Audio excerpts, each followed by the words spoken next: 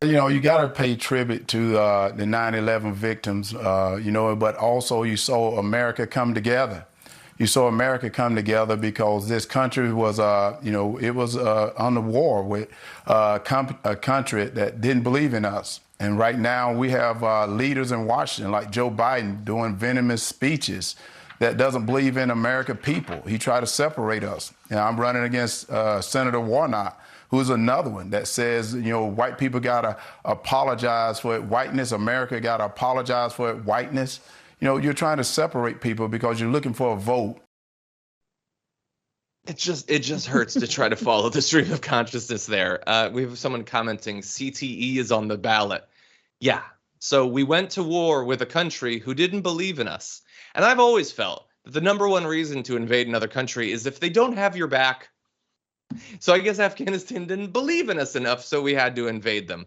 And something Warnock, he doesn't even pronounce his name right, something America has to apologize for its whiteness. What any of this has to do with 9/11, literally nobody knows. Maria Bartiromo doesn't know, but she knows that Herschel Walker would vote to lower her taxes. And so there will not be any hard follow-ups. There will not be any, I think, necessary follow-ups to whatever the hell that answer was supposed to be. Yeah, and it also proves how easy it is to be like a sort of jingoistic patriot in the wake of 9/11 because we were fed all the lines we were needed to be fed. I happen to really hate that about the response to 9/11, obviously, that it was like, they hate our freedoms. They hate our freedoms.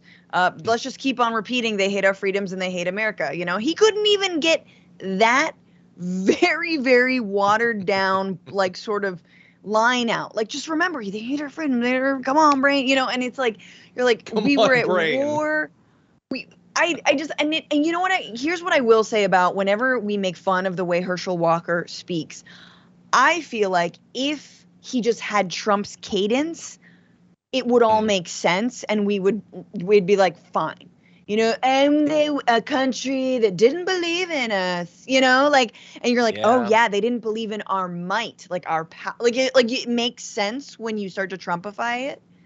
Well, that is a great point. I think it's a fair point, and I would argue that Herschel Walker has no idea what he's going to say when he starts talking or in the middle of talking. I don't think he's his hands on the wheel, but at least he doesn't hide behind more than anybody has ever seen about literally everything. Nobody's seen it before. Like, Trump has way more conscious defense mechanisms to prove that he has no idea what he's talking about. Herschel Walker's trying harder.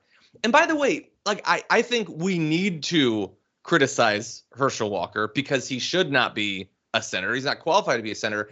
But honestly, I'm not as mad at him as at the people who thought it would be a good idea for him to be a candidate, considering that he clearly is not qualified.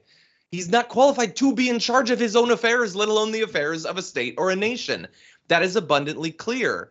But all of the people in the Republican Party that pushed for it, the voters that are apparently still okay with it, and not just okay with it, by the way, I will remind you, as of the most recent poll that I saw, amongst very likely voters, he is actually up by 2 points over Raphael Warnock. My God. So I'm frustrated with Herschel Walker because he said some terrible things about the LGBTQ community, and he denies the science of evolution and doesn't understand climate change, all these things.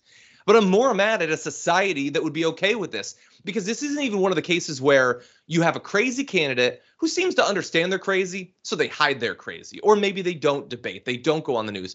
Herschel Walker's talking constantly, and all of it's nonsense, and nothing bad is happening to his candidacy as a result of it. We'll see. It's just going to be an interesting test because he's also asking, I think, obviously he's asking for the white vote, number one, in Georgia. He is making apologies for essentially any discussion of racism, saying, we're asking white people to apologize. No. Like, I will never make you do that. Right. And like, I'm like Barack Obama, but I can't speak. And so but he's doing that, but he's also running as a Republican. So, and that's very interesting in a state like Georgia, where, not 100%, but predominantly the black electorate is going to vote Democrat. And he's a local celebrity. I understand that. But it is I just need people to break it down for me, maybe who understand, I don't know, college football better than I do, or, like the specifics of Georgia. But the idea that he could be leading, or the idea that he could even win this thing, It's crazy. just boggles my mind. I'm like, I don't think you come out of 2020 and this historic upset in turning that red state blue. Mm-hmm. I don't think not enough things have gone bad in 2 years. Yeah, even for Democrats to get there. Yeah. Also, it slipped my mind briefly, and maybe it makes me think that him going on the news and saying crazy things is a conscious strategy. Seems sort of relevant. I'll remind people, he threatened to murder multiple partners of his. And other people too, but especially the partners, multiple times over multiple years, held guns to their head and threatened to murder them. That seems relevant. I feel like that should factor into a Senate election.